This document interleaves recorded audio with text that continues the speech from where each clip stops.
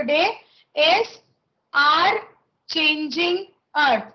Now in this chapter, we are talking about how the internal and external forces of the earth are acting and how they are causing a change in the upper structure of the earth.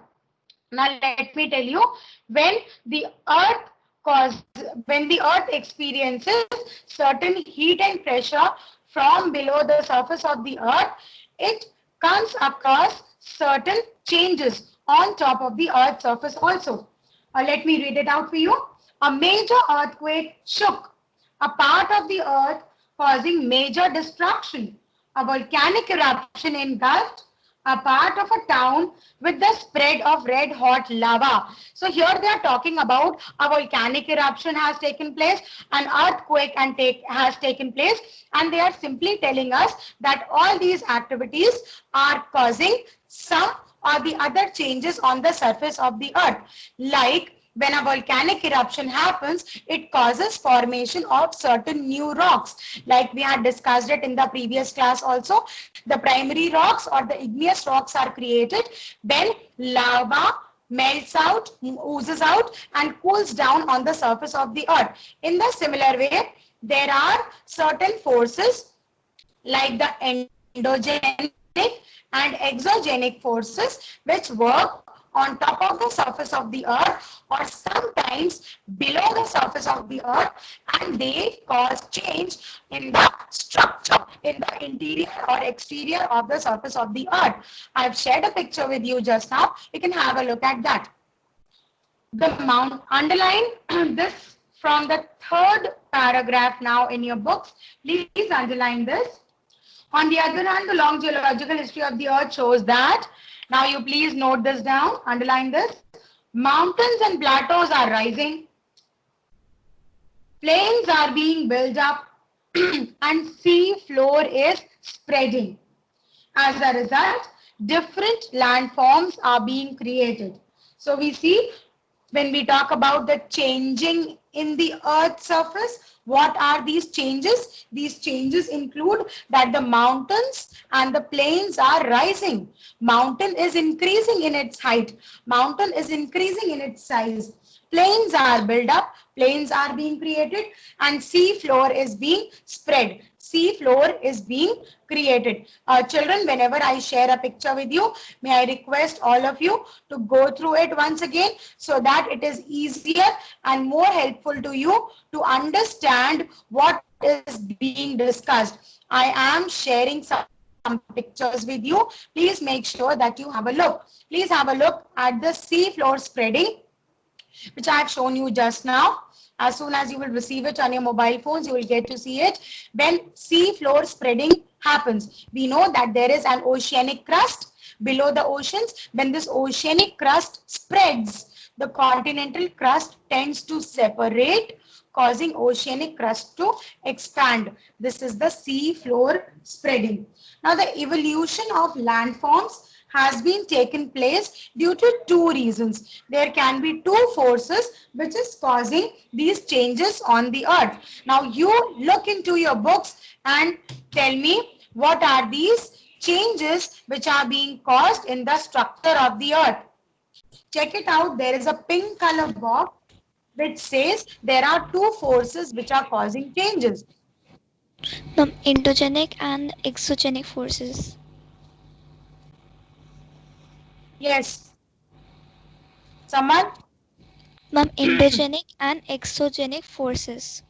Very nice. There are endogenic forces and exogenic forces. Now, like their name suggests, endogenic forces are those forces which are generated from below the surface of the earth, and exogenic forces are those forces which are generated on the surface of the earth. This chapter that we are discussing, who's shouting in between?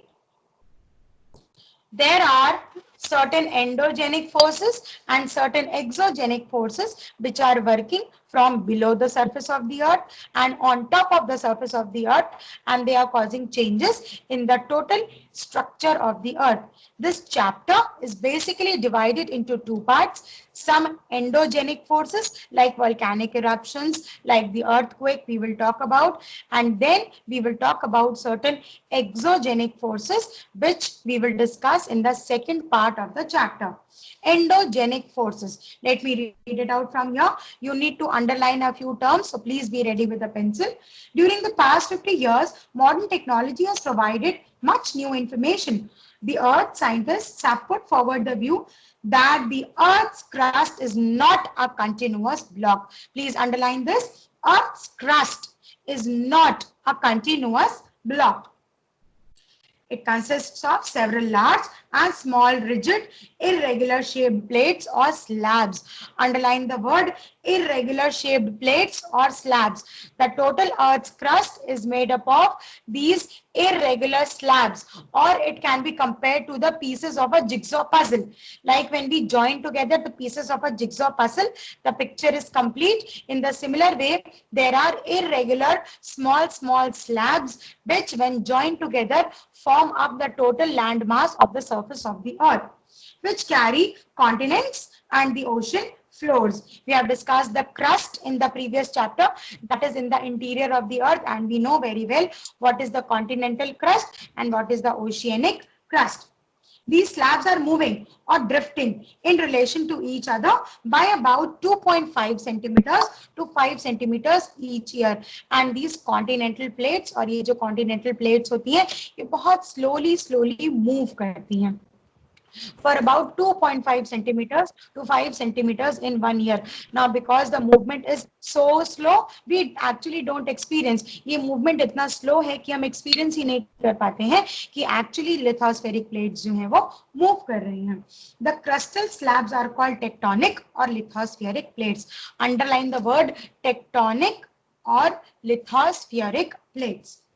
The heat and pressure from the Earth's molten magma causes convection currents. This generates forces that cause movement of the tectonic plates. This causes movement in the tectonic plates, and these tectonic plates are simply the moving plates of the Earth's surface, and that is why we say that our planet Earth is living planet. Our planet Earth is a dynamic planet. Now, why is it a dynamic planet? Something which is living, something which is dynamic is moving. जो जिसमें life होती है उसमें movements भी होते हैं, and because जो lithospheric plates हैं have movements, and that's why we say that the earth is a living planet, that the earth is a moving planet.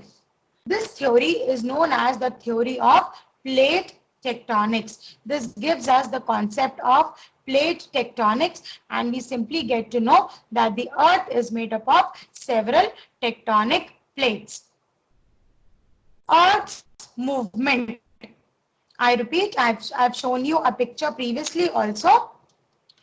Please see, geographical movements or the movements of the Earth's surface can be divided into two parts, the exogenic movements and the endogenic movements. In your books also, please check out figure 3.1. Please check out figure 3.1 from your books so that it is easier for you to understand. I repeat, all of you are requested to keep your videos on and your audios mute. Please turn on your videos. And Parth Saxena, please stop taking the snapshots. Zoina Rizwan, please stop taking the snapshot. There can be two movements, endogenic movements and exogenic movements. Endogenic forces or endogenic activities are those activities which are done below the surface of the earth, which happen below the surface of the earth. And exogenic forces are those forces which perform activities above the lithosphere and they cause changes because of certain actions. Endogenic forces can be a sudden movement or a diastrophic force. It can be a sudden force or a diastrophic force. Diastrophic force means a slow force. कोई ऐसी activity जो बहुत धीरे धीरे काम कर रही है और फिर वो changes in the environment, changes on the earth cause कर रही है.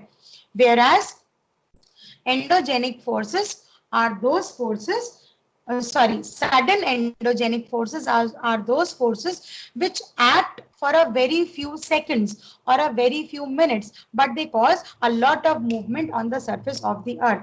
For this, we have divided them into 3 groups, which includes formation of an earthquake, happening of an earthquake, eruption of a volcano, and a landslide.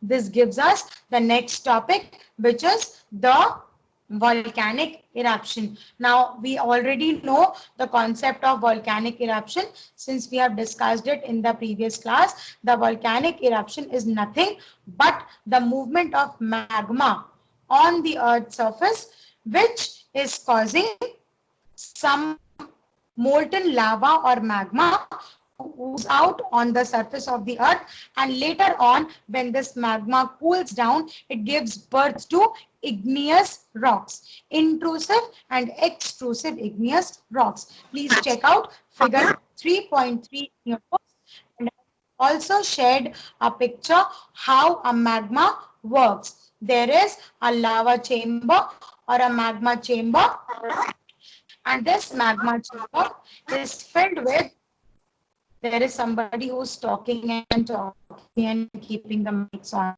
Mayank. So there is this diagram of a structure of a volcano. Let us check out how does this volcano works. Can you all see the magma chamber? The magma chamber is present, and when, because of excessive heat and pressure, magma tends to rise up. This magma is filled in the chamber. This magma is filled in the magma chamber. There is a thin strip or a thin pipeline known as the magma chamber, and the magma rises up. Let us help out. Let us wait till the connection is received. There are certain network issues, and we will very soon try to sort them up. Children, I hope you are able to listen to me now. Are you able to listen to me? Yes, you can. So when this magma rises up because of excessive heat and pressure, there arrives a point when the magma reaches the vent, the mouth of the vent of magma, and when there is no more space for magma to fill inside the volcanic mountain, the magma then tends to ooze out. The magma tends to flow out. Let us mark a few important phrases. Let us mark a few important phrases from the volcanoes now. You can note down. A volcano is a vent or opening in the earth's crust through which molten material and magma from the interior erupts out as lava. Underline this. Molten magma erupts out as lava. Molten magma erupts out as lava. The interior of the earth is molten. Fissures and vents are created. A fissure is a small opening in the volcanic mountain. Underline the term. Fissure and vents are created. And then you underline extreme heat and pressure forces up molten magma, and it comes out through the opening in the volcano. Let us check out where is volcanic mountain situated in India. Deccan Plateau in India, underline the term which is below the purple color box. Deccan Plateau of India, that is the South Indian region, is formed due to gradual fissures and eruptions in the form of a plateau. These southern portion of the earth's surface was nothing but an igneous rock which is created because of a volcanic eruption. Types of volcano. The next topic that we have here is the types of volcanoes. Now, when we talk about the types of volcano, there can be 3 different types of volcano on the basis of how they are